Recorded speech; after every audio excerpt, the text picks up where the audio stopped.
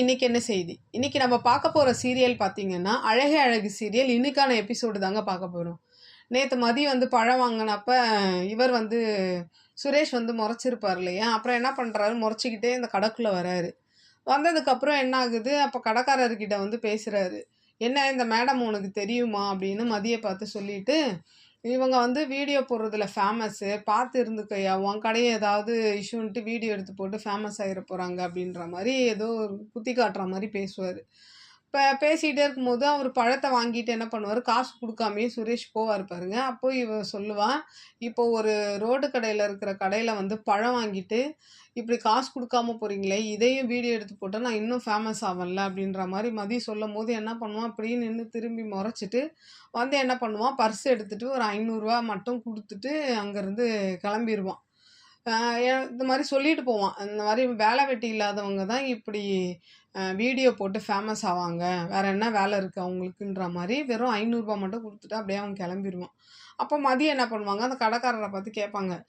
"ஏன் இந்த மாரிலாம் பழம் வாங்குறாங்க? இவ்வளோ பழம் வாங்கிட்டு எதுக்கு காசு வாங்காம விடுறீங்கன்ற மாரி கேட்கும்போது, அப்ப அந்த கடைக்காரர் சொல்வாரு, "நீங்க வேறம்மா இப்போ வந்து அவரு வாங்குனதுக்கு வந்து எப்பயுமே காசு நான் கேட்க மாட்டேன். அவங்களா ஏதாவது குடுத்தா தான். இல்லையா நான் அதெல்லாம் கேட்க மாட்டேன்ம்மா. பின்னாடி எனக்கு தாம்மா பிரச்சனை வரும். உனக்கு என்னம்மா தெரியும்? இப்ப இந்த காசு வாங்குனதுக்கே எனக்கு என்ன பிரச்சனை வரப்போகுதுன்னு தெரியல." அப்படின்னும்போது, "என்னண்ணே அவரு அவ்ளோ பழம் வாங்கிட்டு ரூ. 500 தான் குடுத்துருக்காரு. நீங்க வந்து என்ன பிரச்சனை வரப்போகுது சொல்றீங்க? உங்களுக்கு தெரியாதும்மா நான் கடைய கூட காலி பண்ண வைப்பாங்க." அப்படின்னும்போது, அப்போ மதி சொல்வாங்க, "அப்படிலாம் ஒண்ணும் ஆகாதுண்ணே பார்த்துக்கலாண்ணே." அப்படின்ற மாரி சொல்வாங்க. அப்படியே பார்த்தீங்கன்னா, அடுத்த சீன் பார்த்தீங்கன்னா, ம் ம மலர தான் காமிப்பாங்க. மலர் ஏதோ சீட்டு போட்டு வச்சிருப்பாங்க போல. அது விஷயமா பக்கத்து வீட்டுக்காரங்க கிட்ட பேசிட்டு இருப்பாங்க. பேசிட்டு இருக்கும்போது என்ன ஆகும், அந்த சீட்ட வந்து எடுக்கிறதுக்காக ஏன்னா இவன் பாக்யராஜ் பணத்துக்காக அலைஞ்சிட்டு இருக்கான்ல, அதுக்காக எடுக்கிறதுக்காக பேசிட்டு இருப்பாங்க. உடனே வந்து இவங்க மாமியார் வந்து அத ஒட்டு கேட்டுட்டு, "என்ன இப்படி எனக்கு தெரியாம சீட்டெல்லாம் போட்டு வைக்கிறியா நீ? எனக்கு எனக்கும் எனக்கு தெரியல. இதே மாரி உன் புருஷனுக்காவது தெரியுமா? இல்ல அவனுக்கும் தெரியாம தான் போடுறியா?" அப்படின்னும்போது, "ஏது உனக்கு இங்க காசு இதெல்லாம் இப்ப போடுறதுக்கெல்லாம்? எனக்கு ரூ. 1 கேட்டா தரமாட்றான்.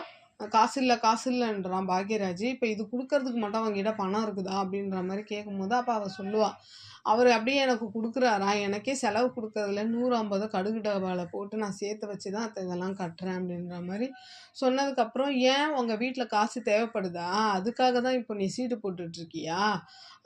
உங்க தம்பிக்கும், உங்க அம்மாக்கும் குடுத்து அனுப்பிச்சுட்டு இருக்கியா இங்கேருந்து?" அப்படின்னும்போது, "அவங்களுக்கு குடுத்து அனுப்பணும்னு எனக்கு என்ன தேவை இருக்கு? அவங்க தேவைய அவங்க பார்த்துக்க போறாங்க.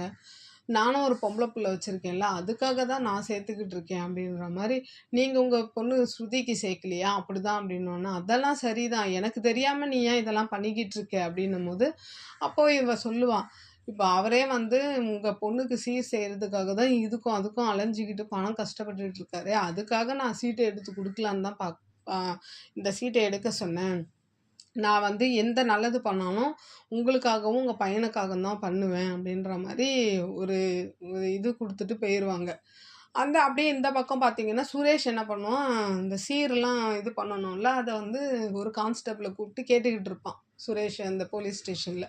அப்ப அவங்க இந்த மாரிலாம் சொல்லுவாங்க, ட்ரெஸ் எடுத்து வைக்கணும், பழம், இந்த மாரிலாம் சாக்லேட் இதெல்லாம் எடுத்து வைக்கணும் அப்படின்னு சொல்லிக்கிட்டே இருக்கும்போது, இவன் என்ன பண்ணுவான், அந்த கான்ஸ்டபிள் கிட்ட கூட 2, 3 ஆள கூட்டு போயிட்டு இதெல்லாம் வாங்கிரு அப்படின்னு சொன்னோனே, "காசு சார்" அப்படின்னா, "காசு எதுக்கு? எஸ்ஐயா இருக்கேன். இதெல்லாம் கூட பண்ணிக்க முடியாதா? அவன் அவன் பவர வச்சு என்னென்னமோ பண்றான். பழம்லாம் நான் சொன்னேன்னு சொல்லிட்டு எல்லாத்தையும் வாங்கிட்டு வா. ட்ரெஸ் மட்டும் நான் வாங்கிக்கிறேன்ற" மாரி சொல்லி அனுப்புவான். அடுத்த சீனே பார்த்தீங்கன்னா, மலர் வந்து ஒரு கோவிலுக்கு போவாங்க. கோவில்ல போயிட்டு விளக்கு போட்டுட்டு என்னமோ தேடிக்கிட்டே இருப்பாங்க. தேடிட்டே இருக்கும்போது, அந்த இடத்துல மதியம் வந்து விளக்கு போடுறதுக்காக வந்து நிப்பாங்க. "என்ன தேடுறீங்க?" அப்படின்னும்போது, "இந்த மாரி திரிய மறந்து வச்சுட்டேன்னு" மலர் சொல்லுவாங்க.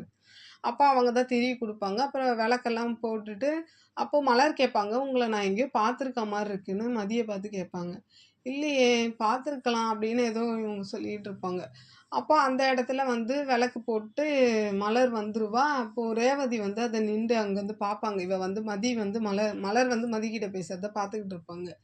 "என்ன நீ இந்த பொண்ணுகிட்ட பேசிட்டு இருக்கீங்கன்னும்போது, இல்லப்பா கோவிலுக்கு வர அவசரத்துல திரிய மறந்துட்டேன். அவ தான் குடுத்து உதவி பண்ணான்னும்போது, "இவள பார்த்த ஞாபகம் இருக்கா?" அப்படின்னோன, "அதுதான் எனக்கும் தெரியல. எங்கேயோ பார்த்தா மாரி இருக்கு. எங்க பார்த்தேன்னு தெரியலன்னோன." "இந்த சுரேஷ் விஷயமா வீடியோ போட்ட பொண்ணு தான்." "ஓ! அவளா இவ?" அப்படின்னோன, இவன் இவன் வந்து சொல்லிட்டு இருப்பா, ரேவதி இன்னைக்கு காலையில கூட எங்க வீட்டுக்கு வந்தா அப்படின்னோடனே, ஏன் இவங்க வந்து உங்க வீட்டுக்கு வராங்கன்னும் போது, மாதிரி அந்த வீடியோக்காக இவங்க மன்னிப்பு வீடியோ போட சொல்லியிருப்பாங்க போல என் புருஷனும் சுரேஷும். அது வந்து மன்னிப்பு கேட்க மாட்டேன்னு சொல்லி இவ சொல்லிட்டா அப்படின்னோடனே, இவங்க என்ன இந்த விஷயத்த விடுற மாதிரி இல்லையா அப்படின்னு சொல்லிட்டு என்ன பண்றாங்க, இவங்க அங்கேருந்து அப்படியே பேசிட்டு கோவிலுக்குள்ள போறாங்க. அப்போ மதியம் என்ன பண்றாங்க, அங்கேருந்து ஒரு வயசானவங்கள கட்டிப்பிடிச்சு ஒரு ஜாலியா அப்படியே பேசிக்கிட்டே இருக்கிறத வந்து ம மலர் வந்து அப்படியே ரசிச்சுக்கிட்டே போவாங்க மதிய. இவ்வளோ இதா நல்ல பொண்ணா இருக்கிறாளே அப்படின்ற மாரி பார்த்துட்டே போவாங்க.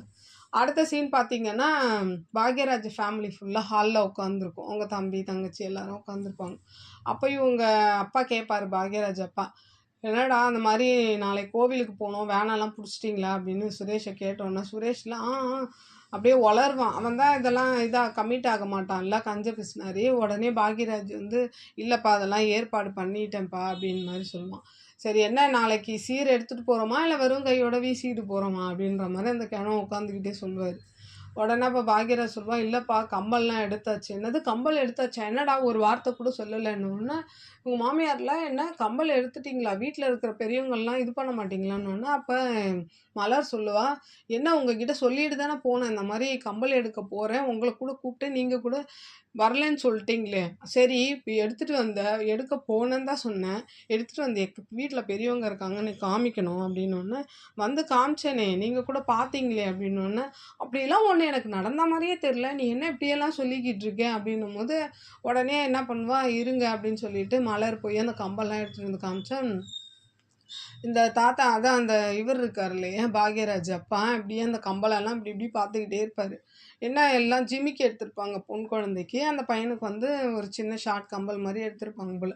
"என்ன எதுவுமே வெயிட்டாவே இல்ல, எல்லாம் சின்ன சின்னதா இருக்கு" அப்படின்னும்போது, அப்போ பாக்யராஜ் சொல்லுவான், "இந்த மாரி எல்லாமே வெயிட்டு தான்ப்பா. அந்த கம்பல் வந்து 1 பவுனு. இந்த இது வந்து அ இந்த அந்த கல்லு வச்ச இது பையனுக்கு எடுத்தது வந்து வைரம்ப்பா. கல்லுக்கு விலை கூட காசு" அப்படின்ற மாரி சொல்லும்போது, அப்போ இவன் சொல்லுவான், சுரேஷ் சொல்லுவான், "அ சின்னதா இருந்தா என்னப்பா, பசங்க 2 பேரும் சின்ன பசங்க தானே" அப்படின்னு.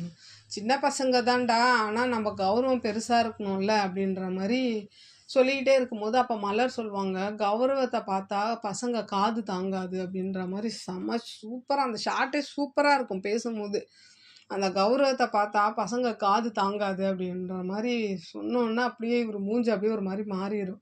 உடனே அந்த கிழவி சொல்லும், "அவங்க வீட்ல போட்டாங்களே குட்டி குட்டியா, அந்த மாதிரியா? அங்க அந்த மாரி நெனச்சுட்டா போல" அப்படின்னோன்னே, அப்போ மலர் சொல்லுவாங்க, "எங்க வீட்லலாம் நல்லா தான் செஞ்சாங்க." அப்படின்னும்போது அவங்க அப்பா அப்படி என்ன பண்றாரு, "இப்படி சின்ன சின்னதா செஞ்சுட்டு என்ன பண்றீங்களோ தெரியல" அப்படின்னு சொல்லிட்டு, "சீராவது நல்லா வருமா?" அப்படின்னோன்னே, அப்ப அவன் சுரேஷ் சொல்லுவான், "அதெல்லாம் என் டிபார்ட்மெண்ட்டுப்பா, நான் அசத்திருவேன்." அப்படின்னு சொல்லிட்டதுக்கப்புறம், இவரு போம்போது ஒண்ணு சொல்லிட்டு போவாரு, அவங்க அப்பா. இது இதெல்லாம் பார்த்து கூட பாக்ய உன்கிட்ட வந்து மாப்பிள பேசுவாரா அப்படின்றது எனக்கு கொஞ்சம் ச சந்தேகமா தான் இருக்கு. அப்படின்ற மாரி. ஏன்னா, சின்னதா செஞ்சிருக்காராம். கம்பல்லாம் ரொம்ப சின்னதா இருக்கிறதுனால, இதெல்லாம் பேசுவாரா அவரு உன்கிட்ட இதெல்லாம் பார்த்துட்டு பேசுவாரான்றது எனக்கு சந்தேகமா தான் இருக்கு அப்படின்ற மாரி அப்படியே அவரு போயிருவாரு. அவங்க அம்மா எல்லாருமே அப்படி அப்படியே போயிருவாங்க. அப்படியே இந்த 3 பேர மட்டும் அப்படியே இருப்பாங்க. மலரு அந்த இடத்துல வந்து அவங்க பாக்யராஜ், அவங்க சின்ன தம்பி, தங்கச்சி. இவங்க எல்லாரும் அப்படியே பார்த்துட்டு இருப்பாங்க. பாக்யராஜ் அப்படியே ஒரு மாரி சோகமாயிடுவான். ஏன்னா இவ்ளோ எடுத்து குடுத்துமே யாருமே ஒரு திருப்தியா யாரும் சொல்ல மாட்டாங்கல்ல அந்த வீட்ல. ஒரு சின்ன நகையா இருந்தாலுமே அது வந்து ஒரு சந்தோஷமா இருந்தா தானே! அவங்களால முடிஞ்சத தான் அவங்க செய்ய முடியும். இந்த எபிசோட பார்த்தா, அவங்கவங்க லைஃப்ல என்னென்னலாம் நடக்குதுன்றத அப்படியே கரெக்ட்டா காமிக்கிற மாரி தான் இருக்கு. அதோட இந்த சீரியல் இன்னைக்கு முடிச்சிருக்காங்க. பார்க்கலாம் நாளைக்கு என்ன நடக்குதுன்னு. என்னோட சேனல் பிடிச்சிருந்தா லைக் பண்ணுங்க, ஷேர் பண்ணுங்க, கமெண்ட் பண்ணுங்க. என்னோட சேனல சப்ஸ்கிரைப் பண்ணி சப்போர்ட் பண்ணுங்க. நன்றி, வணக்கம், பாய்.